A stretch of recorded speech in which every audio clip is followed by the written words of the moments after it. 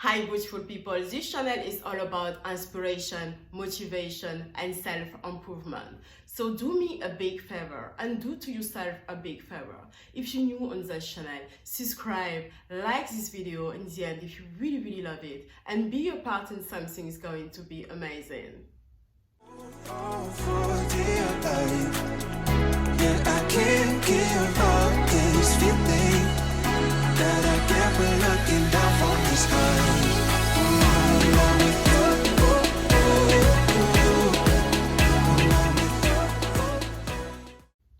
Guys, I'm Ladi, and today the subject is: what do you really know about the African continent? What do you really know about the African man? Yes guys, most of the time people think like they really educate about history, the world history, and also people think like they really know the African continent and the African man. So I'm just wondering guys, what do you really know about the African continent? The modern paleontology and archaeology guys see all the humanity come out from Africa, with the most oldest form of human culture. Therefore, rising on that continent, because of the European colonialism and the European racism about Africa, people are completely brainwashed about the African continent. So if you really want to know about the African continent and the African history, my first question is, I'm just wondering, did Africa is the true name of the African continent? Seriously guys, this question looks so stupid and stranger, but we're going to see that it's not that stupid and it's not that stranger as you think. First of all guys, did you know that the word Africa comes from the Latin and the Greek languages? So Africa in the Latin and the Greek etymology is mean without cold and sunny. And also guys, did you know that the African continent changed several times the name because of many invasion on that African continent? The invasion of the Greek people, the invasion of the Roman people, and the invasion of the Arabic people. And for example, most of the people educated about the African continent knows that the most popular name to call Africa before was AKKRA. ALKEBULAN, whose mean the land of the black.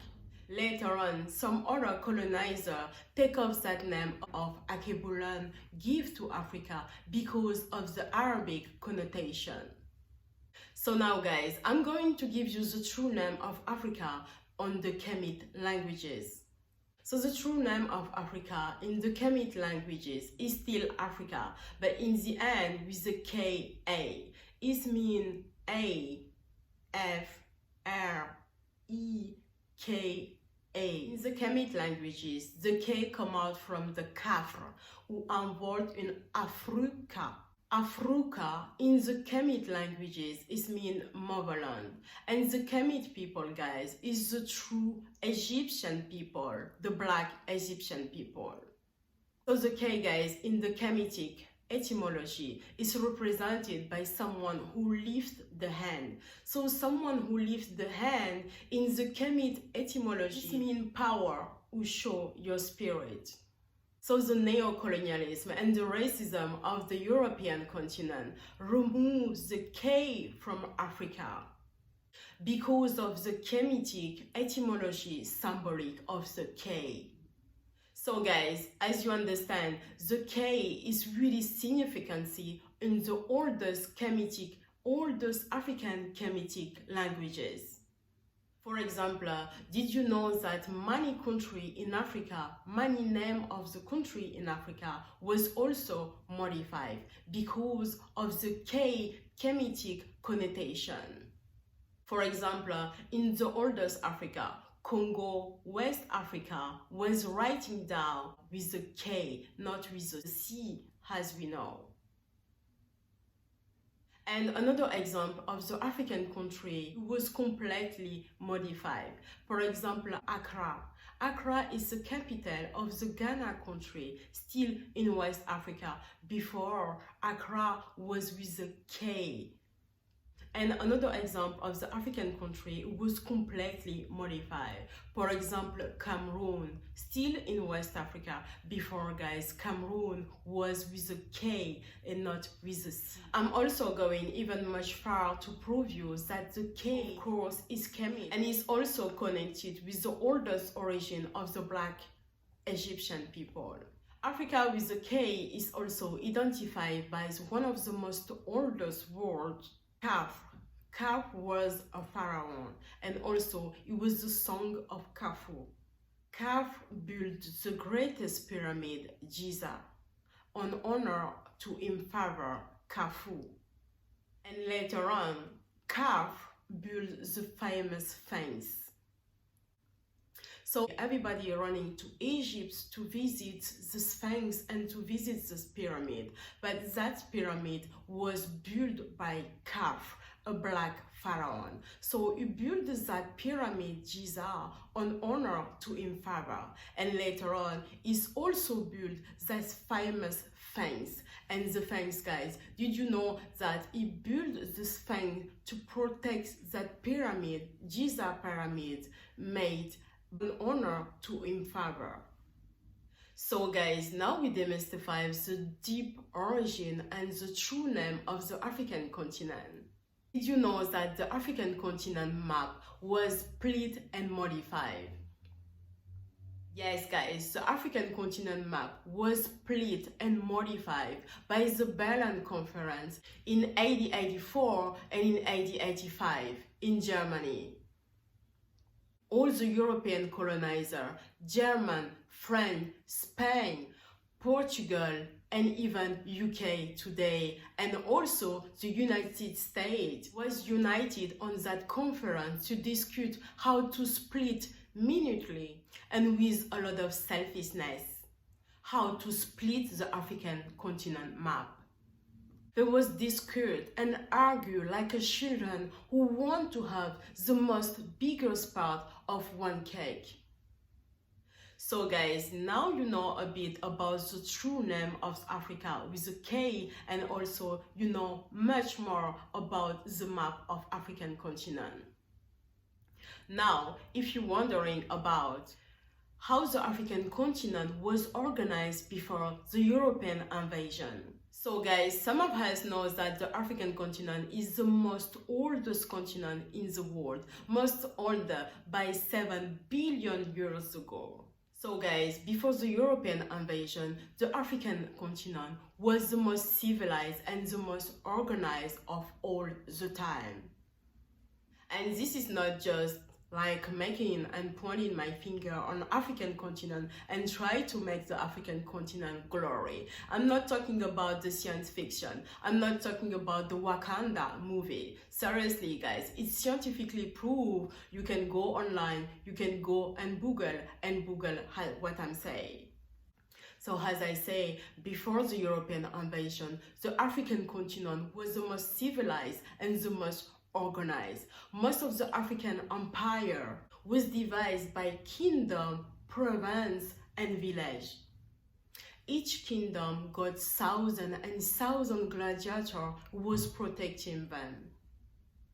And also, the social organization was in 3 levels.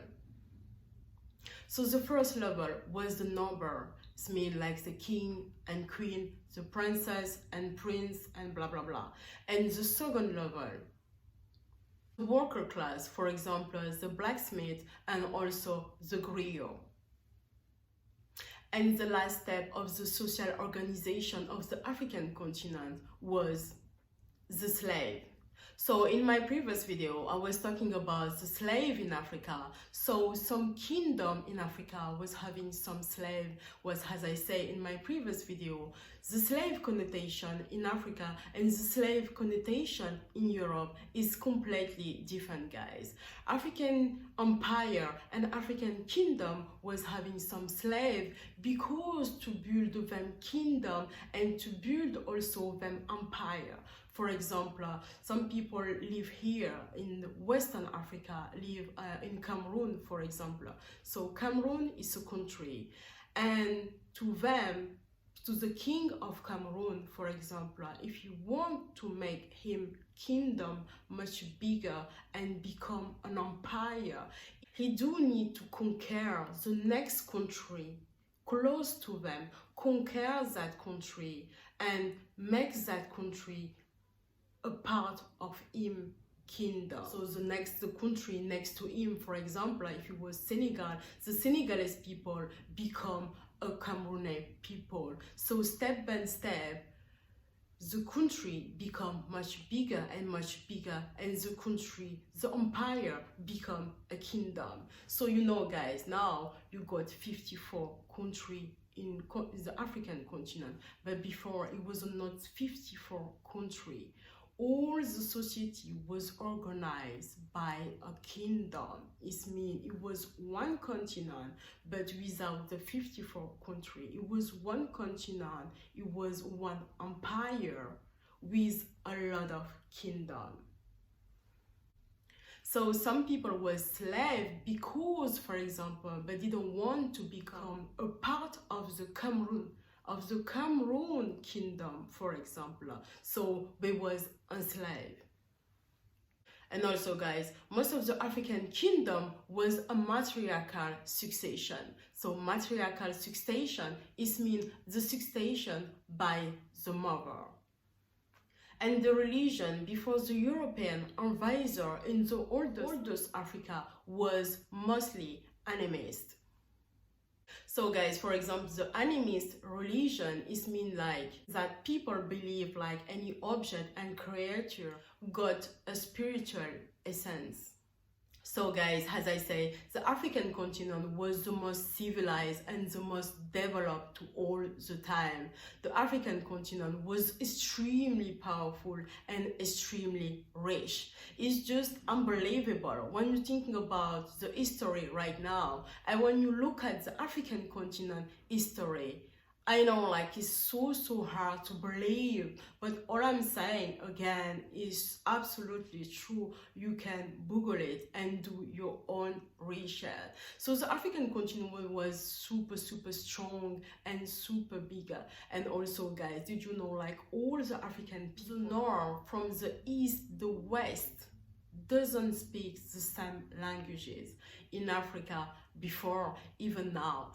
The African people got like thousands different languages. And before the European invasion, the African continent was the social laboratory of all the humanity. The African continent was doing a lot of commerce with the Asian people and also with the Arabic people. And later on, some European people discovered the African continent and was leaving the continent to looking for something better and to looking for some new knowledge. African continent was full of gold, diamond, uranium, and the African continent was 1,000 times much green and much abundance.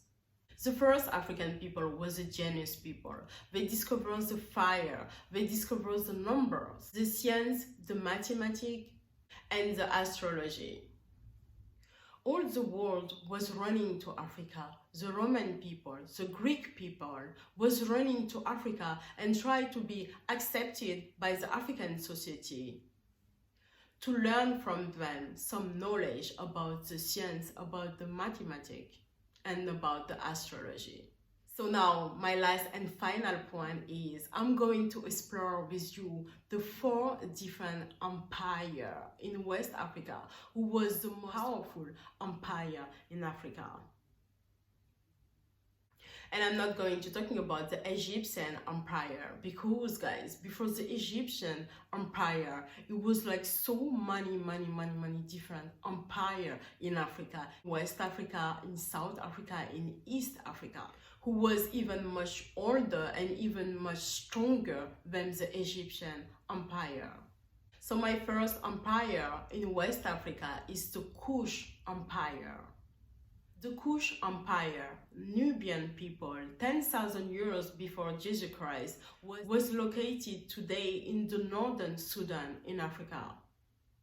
The Kush Empire was established to 25 dynasty. and was really powerful and rich on trading a lot of gold and iron. They also built over 200 pyramids. And the second empire, still in West Africa, is the Ghana Ouagadougou Empire. So Mauritania, Senegal, and Mali was a part of the Ghana Ouagadougou Empire.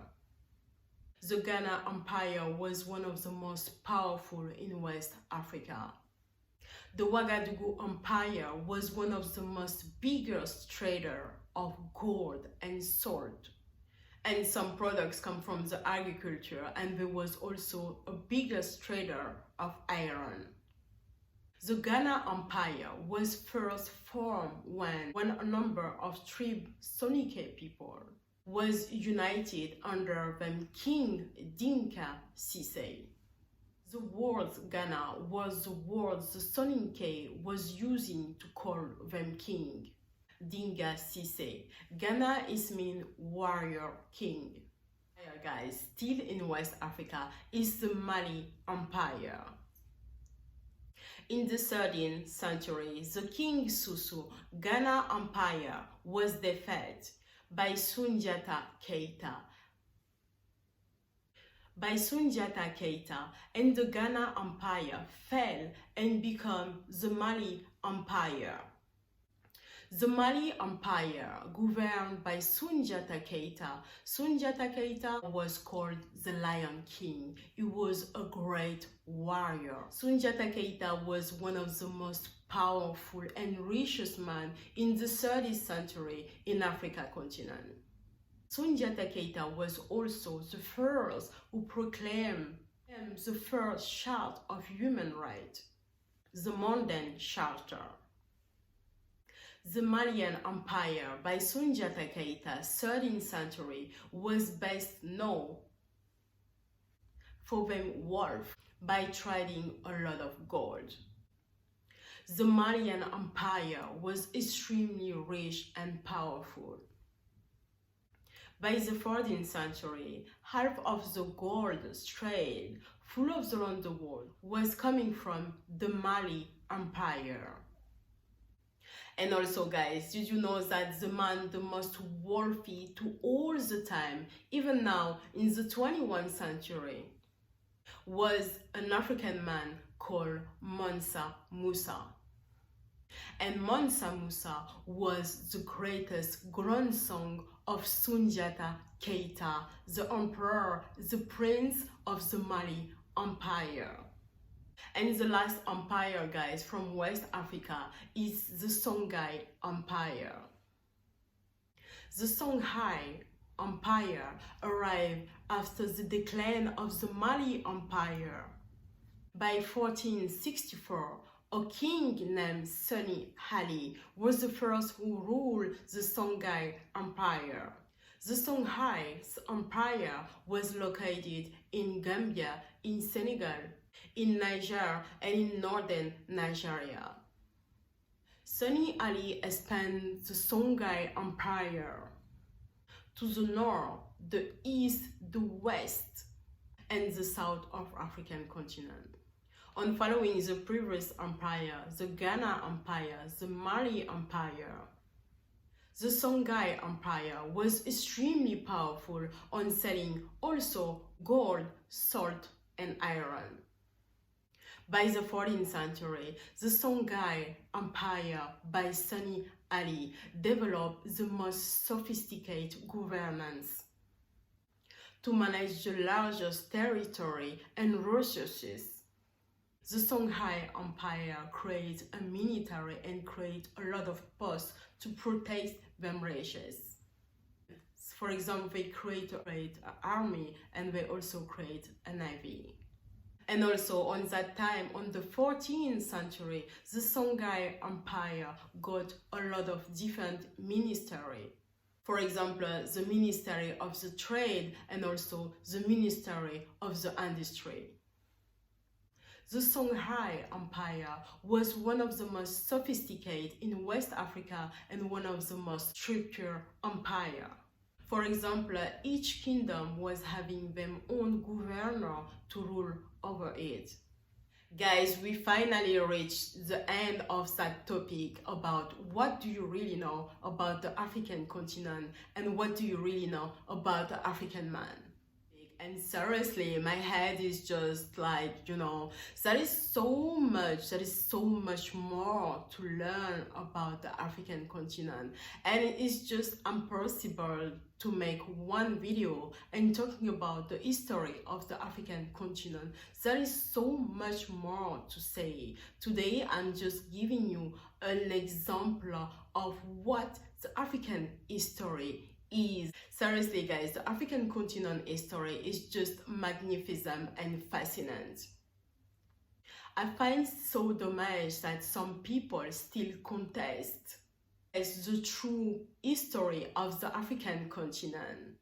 Even if it's scientifically and biologically proved, some people still contest the glory, the riches of the African continent.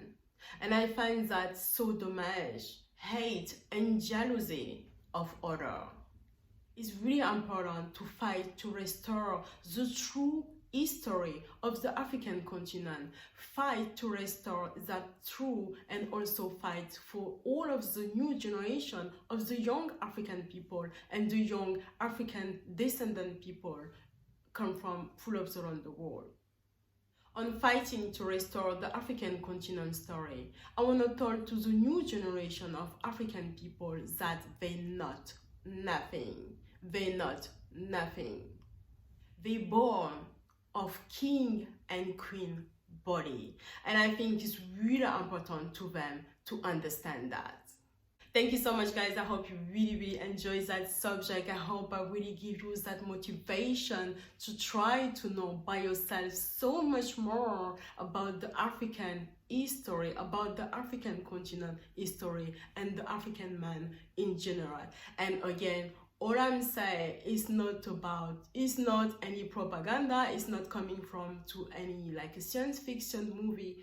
All I'm saying is absolutely true. You can do your own research online. You can go to uni again. You can ask your teacher. You can Google anything I say, and you will see that is absolutely true. And you will also understand that what you learn at school and what you learn by yourself is so much different. So it's so important to challenge yourself and challenge your own reflection about so many subjects, guys. Thank you so much. I hope you really love that subject, and please don't leave this channel without subscribe. It's absolutely free. You got nothing to lose. You will challenge so much more your own reflection. Click on the right button, share this video, like this video. I kiss you a lot. Thank you so much for your time, and thank you for watching. Thank you so much. Bye.